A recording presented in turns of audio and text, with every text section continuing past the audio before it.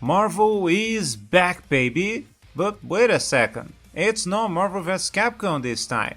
Yeah, like I'm sure you're aware by now, the next big fighting game featuring the Marvel characters will not be made by Capcom. Instead, Arc System Works of Guilty Gear and Dragon Ball FighterZ fame is taking the reins this time with Marvel Tōkon Fighting Souls, a 4v4 team fighter that looks absolutely incredible. Given its 4v4 nature, I think it's safe to assume this game will have a quite sizable roster, but for now we only know about a few characters.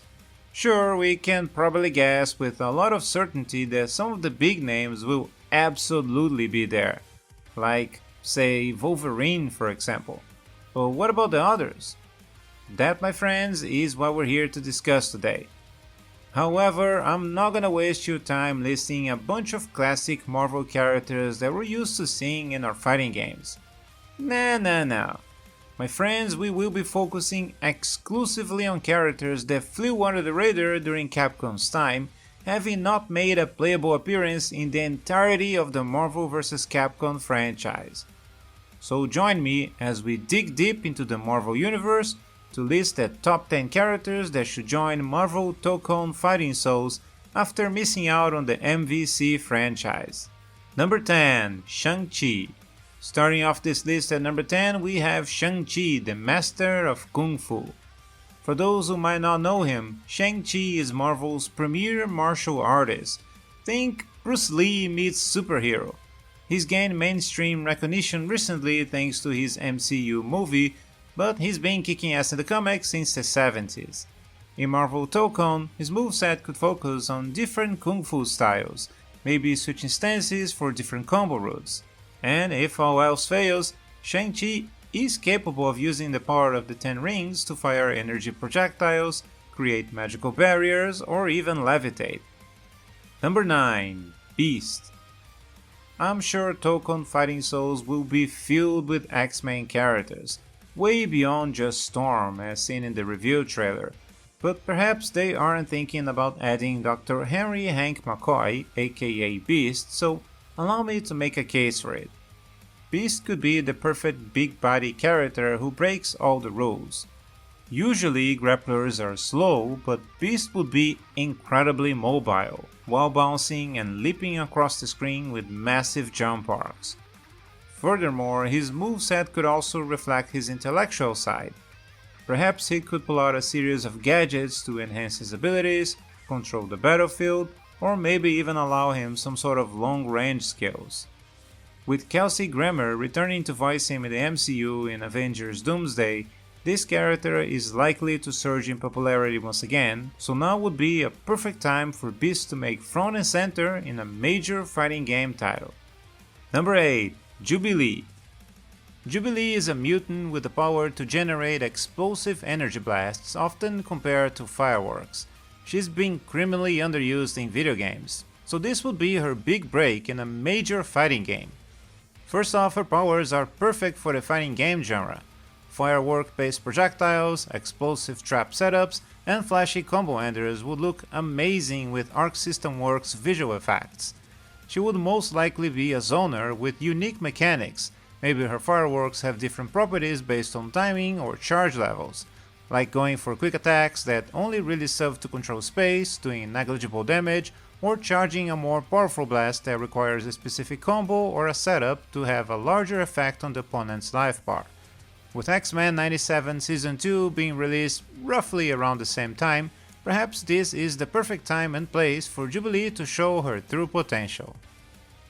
Number 7. Moonight. Mark Spector is a former mercenary who became the avatar of the Egyptian moon god Khonshu. He struggles with dissociative identity disorder, so he has multiple personalities and fights crime with brutal efficiency. In Tōkon Fighting Souls, Moon Knight's multiple personalities could translate into different fighting stances or modes. Maybe Stephen Grant focuses on defense play, Jake Lockley is all aggression, and Mark Spector is balanced between them. He would be a hybrid fighter who adapts based on which personality is active. A controversial idea I have is to make it so players don't have absolute control of the changes, as to simulate the character's struggles in the story. Perhaps you could at any point choose to switch, but not decide the new personality. I can already see competitive players dreading this idea, but it would be far from the first time we've seen elements of RNG in fighting games. Iodol from 2013's Killer Instinct, for example, could randomly switch stances after returning to neutral from any special, ender, or grounded medium or heavy normal. But alright, we could also add the ability to choose the new personality, but at the cost of some super meter. That way, competitive players aren't left entirely frustrated. Number 6. Bishop. Lucas Bishop is a time-traveling mutant from a dystopian future where mutants are hunted and imprisoned. His power is energy absorption and redirection. He can absorb any form of energy and then release it back as powerful plasma blasts. He's been a staple of the X-Men comics since the 90s, but has never gotten proper representation in a fighting game. Bishop would be the perfect counter-zoner character. Imagine absorbing your opponent's projectiles and then firing them back twice as strong. This could either be from a dedicated projectile counter move, or maybe simply a mechanic of this character, where taking damage actually powers him up, making him more dangerous as the fight goes on. His futuristic arsenal, like energy rifles and grenades, would also make sure Bishop is capable of putting up a varied and lethal offense, even before getting powered up. Besides, I just really think he would look very badass in Arc System's unique visual style. Number 5. Daredevil. The next character at number 5 is Daredevil, the man without fear. Matt Murdock is a blind lawyer who fights crime in Hell's Kitchen using his enhanced senses and martial arts skills. He's one of Marvel's most iconic street-level heroes, but he somehow never appeared in the Marvel vs. Capcom franchise. His billy clubs offer tons of moveset potential. They can be used as melee weapons, thrown as projectiles, or connected with cables for grapple attacks similar to Spider-Man. To simulate his enhanced reflexes, perhaps Daredevil could come equipped with a series of powerful counters, ensuring that attacking the man without fear at the wrong moment could result in a universe of pain. Number 4 is Mysterio, an iconic Spider-Man villain. Mysterio's real name is Quentin Beck, a special effects expert turned supervillain who uses advanced illusions and mind games to mess with his enemies. He's basically the master of making you question what's real and what's not. Which is exactly why, my friends, I think he would make such an interesting character. Mysterio would be the ultimate mind game character. Imagine a fighter whose entire gameplay revolves around deception.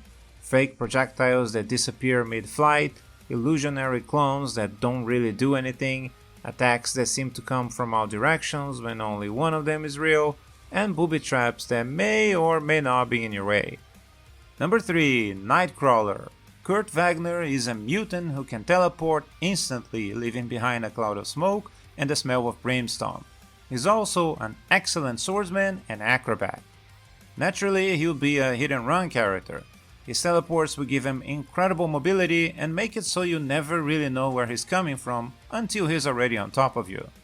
My only concern is that if not balanced carefully, his teleportation could turn him into the ultimate runaway character, and that honestly would kinda suck. My idea to prevent that is to tie his mutant power directly into offensive mechanics. For example, let's say every time Nightcrawler uses his teleports they go on cooldown, but if he's landing hits on the opponent, that cooldown reduces faster. That way he can chain together multiple teleports mid-combo or create tricky offensive mix-ups, but he can't just teleport away for free every time things get hot.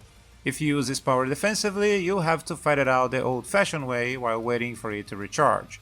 With a few clever tweaks, I think there's massive potential for this beloved and visually unique X-Men character to steal the show in this game. Number 2. Blade. Eric Brooks is a half-human, half-vampire, which means he gets all the powers but none of the weaknesses. Super strength, speed, reflexes, healing, all wrapped up in a trench coat with a sword on his back and silver stakes in his belt. He's a walking one-man war against the undead. Blade just feels like a fighting game character. You got sleek swordplay for close quarters pressure, firearms for screen control, and martial arts to fill the gaps in between. Now imagine a mechanic tied to his vampiric nature, a life drain command grab that lets him steal back lost health. Here's the twist: you can either go all in on high damage combos or cash out early with a lifesteal, setting up a strategic situation. Do you keep the pressure going or reset with a health boost? Add to that some flashy animations, bullet parries, sword counters, maybe even a super where he goes into a blood rage, and you got a character that could turn any match into a stylish bloodbath. And finally, at number 1, we have Dr. Octopus, the character who should have been in Marvel vs. Capcom years ago. Dr. Otto Octavius is one of Spider-Man's greatest enemies, a brilliant scientist with 4 mechanical tentacle arms fused to his body. He's appeared in countless Spider-Man games and was even planned for a Marvel vs. Capcom roster spot at one point, but it never happened. It's long past time to fix that. Doc Ock has everything you'd want in a fighting game character.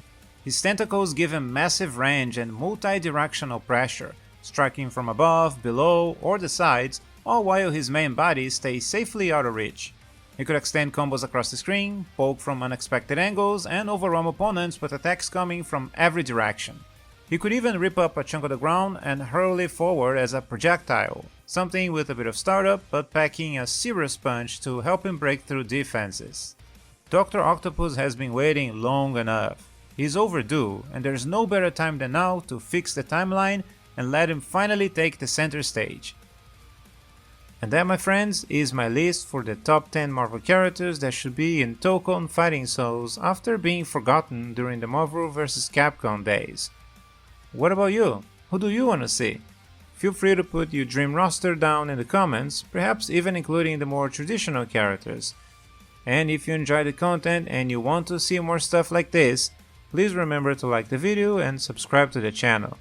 The more you guys interact with it, the better I'll know how to guide future content to the type of video and games people want to see covered. For now though, this has been Cammyplayer, and I'll see you guys later.